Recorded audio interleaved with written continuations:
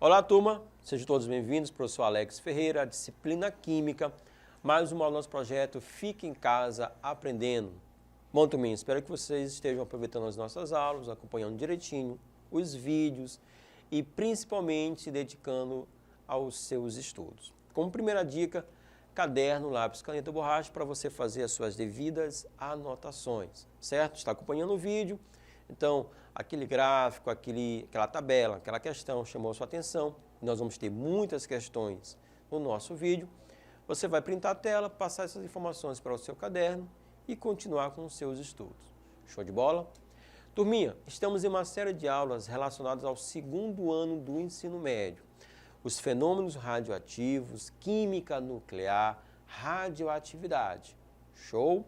Quando a gente fala de radioatividade, química nuclear, estamos falando de processos que vão estar ocorrendo no núcleo do átomo, ok? Então, existem átomos muito grandes, portanto, eles vão ser átomos instáveis. Então, o núcleo, naturalmente, vai emitir partículas, que vamos chamar de partículas alfa, beta, radiação gama, mas também existem outras partículas, o neutrino, o pósitron. Então, o núcleo vai estar emitindo essas partículas a fim de que se torne estável. Então, com a emissão dessas partículas, a tendência é que a estabilidade chegue ao núcleo atômico. Show de bola? Bom, esses fenômenos nucleares vão ter grandes aplicações. Então, o ser humano, ele aprendeu a manusear esses tipos de núcleos, e aí nós vamos ter fins bélicos e fins pacíficos, com base nessa tecnologia, com base nesse conhecimento. Quando a gente fala de fins bélicos, estamos falando da bomba atômica, certo? Graças a Deus, só foi utilizado uma única vez, né? Lá na Segunda Guerra Mundial. Mas aí a humanidade ela percebeu o poder devastador desse artifício. E desde então não utilizou mais em nenhuma guerra. Para fins pacíficos, nós podemos ter a obtenção da energia elétrica a partir dos reatores nucleares, ok? Também no tratamento de diversas doenças, podemos empregar esse recurso, esse conhecimento. Assim como também, por exemplo, na datação, no conhecimento da idade de fósseis, também podemos usar do conhecimento dessa tecnologia dos fenômenos radioativos para descobrirmos a idade dos fósseis. Vamos precisar também de alguns tópicos, como, por exemplo, meia-vida. O que é a meia-vida? Meia-vida é o tempo necessário para que a massa de um núcleo atômico, de um núcleo radioativo, ele se reduza para a metade. Então, esse processo, o núcleo vai estar emitindo partículas, radiação, e vai ter a sua massa reduzida. O tempo necessário para que essa massa fique reduzida pela metade, esse tempo chamamos de tempo de meia-vida ou período de semidesintegração, tá certo? O nosso vídeo de hoje nós vamos trabalhar essas temáticas da radioatividade através da resolução de questões. Então nós temos aqui algumas questões e nós vamos relembrar e também fixar esses tópicos da radioatividade. Show de bola? Vamos começar, turminha? Então, primeira questão. Com relação às emissões radioativas observadas no planeta Terra, assinale a alternativa correta. Você vai perceber que as alternativas corretas eu já vou destacar, tudo bem? Mas nós vamos comentar cada uma das alternativas. Olha só. Letra A. A emissão de uma partícula alfa resulta em um elemento situado em uma posição imediatamente à direita do elemento original na tabela periódica. Por que eu dei ênfase, né, à direita. Turminha, na tabela periódica nós temos os elementos, eles estão organizados em ordem crescente de número atômico. Então, sempre que o elemento estiver à direita, o elemento à direita ele vai ter um número atômico maior do que o elemento à esquerda. Show? Quando um átomo ele emite uma partícula alfa, ele está perdendo 2 prótons. Então, se ele perde 2 prótons, o seu número atômico ele vai ficar menor. Então, esse novo elemento ele não vai estar à direita, ele vai estar à esquerda. Show? Então, por isso, a alternativa A está errada. Letra B. A radiação gama frequentemente acompanha uma emissão alfa ou beta. Sim, essa é a alternativa correta. Sempre que um núcleo atômico emitir partícula alfa ou partícula beta, ele vai estar emitindo também a radiação gama, ok? Letra C. Os raios gama são radiações eletromagnéticas de comprimento de onda superior ao da luz visível, cuja emissão não resulta em mudanças no número atômico ou do número de massa do elemento. Ok. Qual o problema aqui? Realmente, como ela é uma radiação eletromagnética, ela não vai resultar em mudança do número atômico ou da massa. A radiação gama ela não tem nem massa e nem número atômico, nem prótons, não vai carregar prótons, né, nessa emissão. Só que o seu comprimento de onda ele vai ser inferior, menor do que da luz visível. E aí, quanto menor o comprimento de onda, então maior será a quantidade dessas ondas. Por isso que a radiação gama ela é mais forte, né, do que a luz visível. Sendo mais forte, ela é mais perigosa, mais nociva para um ser vivo, certo? Então aqui o erro, quando fala que tem um comprimento de onda superior, não é superior, é inferior. Ainda na questão 1, as reações de fusão nuclear ocorrem quando núcleos de átomos pesados, como urânio ou tório, são bombardeados com nêutrons, quebrando-se em átomos menores e liberando energia e radioatividade. Turma, seria certa essa alternativa se em vez de fusão aparecesse o termo fissão, né? Essa letra D, ela descreve o processo da fissão nuclear, não fusão. Fusão, justamente o contrário, são átomos pequenos, como o átomo de hidrogênio, né? 2 hidrogênios vão se juntar, gerando um átomo maior. E aí a quantidade de energia liberada ela é gigantesca. O decaimento alfa se deve à alta instabilidade do núcleo do hélio, o que faz com que este se separe facilmente de núcleos maiores. Ok. Realmente, o decaimento alfa se deve à alta instabilidade de núcleos atômicos, né, grandes, e não do hélio. Na verdade, a partícula alfa ou radiação alfa, ela corresponde a um átomo de hélio, porque carrega 2 prótons, certo? E 2 nêutrons, ou seja, a massa igual a 4. Show? Vamos a mais uma questão. Olha só. A energia liberada pelo Sol é fundamental para a manutenção da vida no planeta Terra. Grande parte da energia produzida pelo Sol decorre do processo de fusão nuclear, em que são formados átomos de hélio a partir de isótopos de hidrogênio, conforme representado no esquema. Então, nós temos aqui todo o processo que explica, certo, os fenômenos radioativos que ocorrem no Sol, que é o fenômeno da fusão nuclear, onde nós vamos partir de átomos pequenos, átomos leves, que vão se juntar gerando um átomo maior. Então, ao final, eu vou ter a formação do hélio, ok? A partir das etapas consecutivas de fusão nuclear, representado no esquema, eu trouxe novamente o esquema para a gente poder resolver a questão, é correto afirmar que ocorre, né? O que é que ocorre? Olha só, letra A, Formação de uma molécula de hidrogênio? Não. Ao final vai formar o quê? O hélio.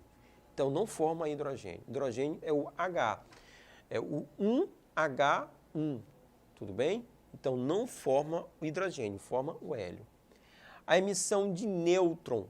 A emissão de nêutron. Aí, olha só, eu destaquei para vocês as partículas que estão sendo emitidas. Não é o nêutron, certo? Essa partícula nós chamamos de pósitron. É o inverso do elétron, certo? Vai ter número atômico 1 e massa 0. Letra C. Formação de uma molécula de hidrogênio de 2 átomos de hélio. Não há formação de hidrogênio.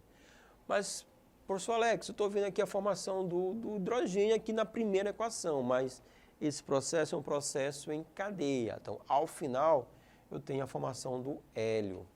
Tanto é que esse hidrogênio, ele é consumido, certo? Logo depois. Emissão do pósitron, justamente.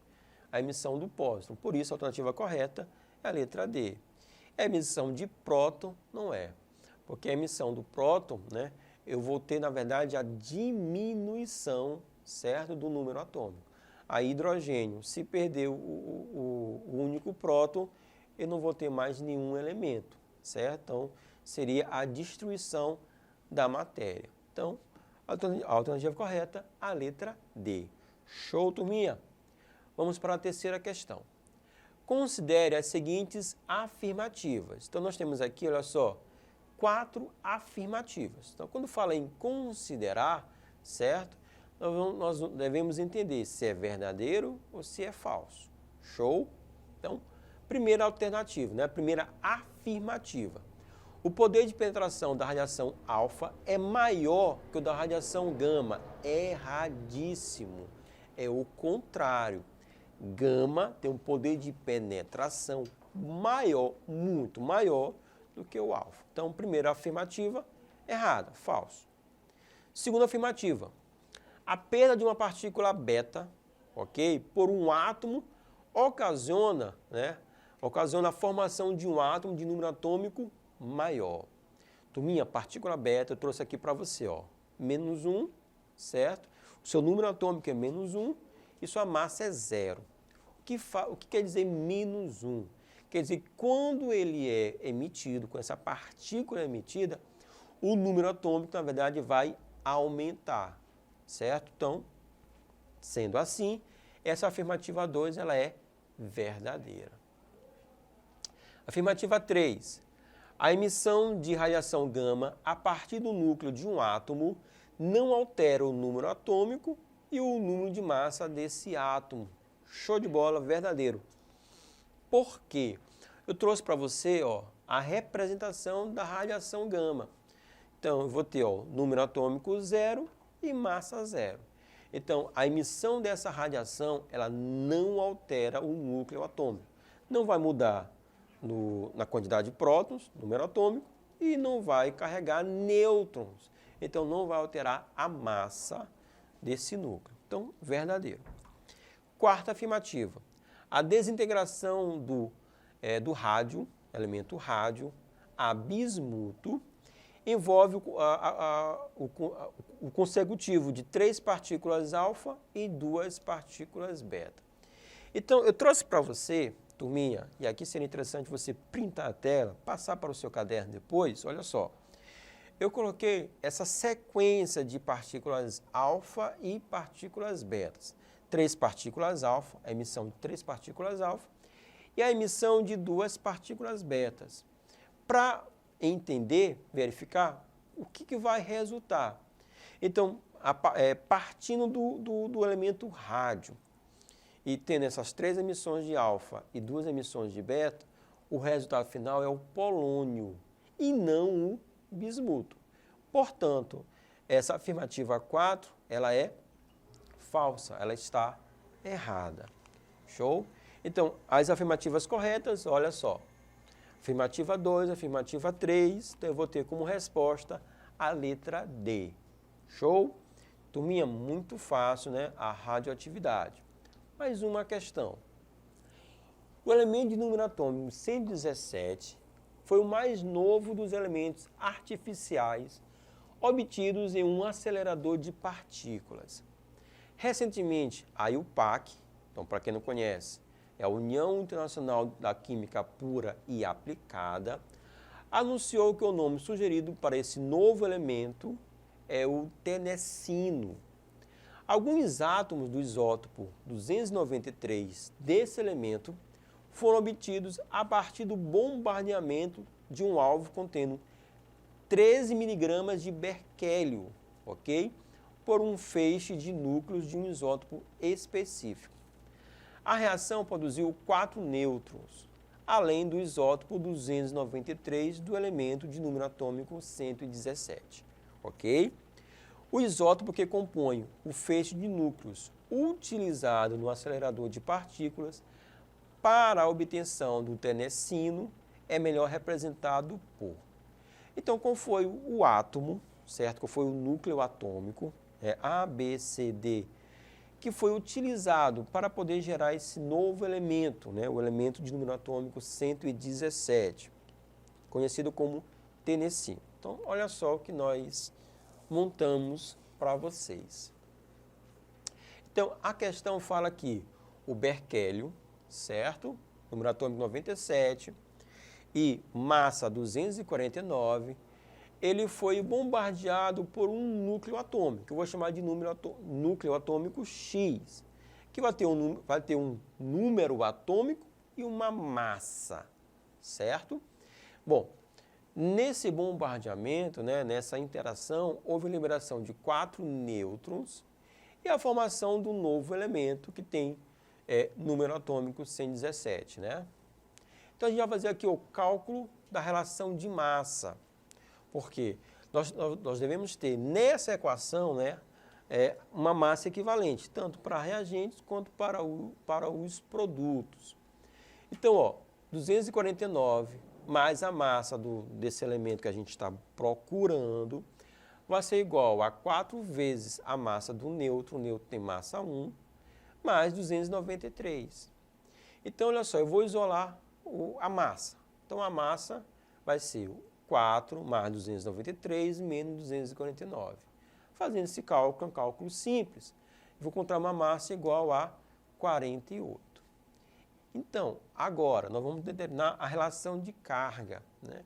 Quando fala de relação de carga, na verdade, estamos falando dos prótons, ou do número atômico, dos números atômicos envolvidos na reação. 97, né? Ó, berquélio 97, mais o número atômico do elemento desconhecido, que vai ser igual a 4 vezes 0. Por que 0? Porque o nêutron ele não tem prótons. 4 vezes 0 mais 117, que é o número atômico do elemento formado, né? Do novo elemento químico. Então, isolando o número atômico, nós vamos ter, olha só, 0 mais 117 menos 97, que vai ser igual a 20. Então, esse elemento que foi utilizado vai ter número atômico igual a 20 e massa 48. Então, olha só, quem é esse elemento? Número atômico 20, turminha, é o cálcio. Então, a alternativa correta, a letra B. Show, né? O ano 2017 marca o 30º aniversário de um grave acidente de contaminação radioativa que ocorreu na cidade de Goiânia. Na ocasião, uma fonte radioativa utilizada em um equipamento de radioterapia foi retirada do prédio abandonado de um hospital e posteriormente aberta no ferro velho para onde fora levado. O brilho azulado do pó do césio 137 fascinou o dono do ferro velho, que compartilhou porções do material altamente radioativo com sua família e amigos, o que teve consequências trágicas. O tempo necessário para que a metade da quantidade de césio 137 existente em uma fonte se transforme no elemento radioativo bário é de 30 anos. Então, em relação a esse ano de 1937, a fração de césio 137 em porcentagem que existirá na fonte radioativa 120 anos depois do acidente será aproximadamente de. Então, quanto de césio, depois de 20 120 anos nós vamos ter. Sabendo que a meia-vida vale 30, 4 vezes 30, 120, né? Então, eu vou ter 4 meias-vidas. Vai me dar uma porcentagem, olha só, de 6,3%. Eu vou ter esse decaimento chegando a 6,3%. Show de bola? Vou ficando por aqui, turminha. Forte abraço. Valeu!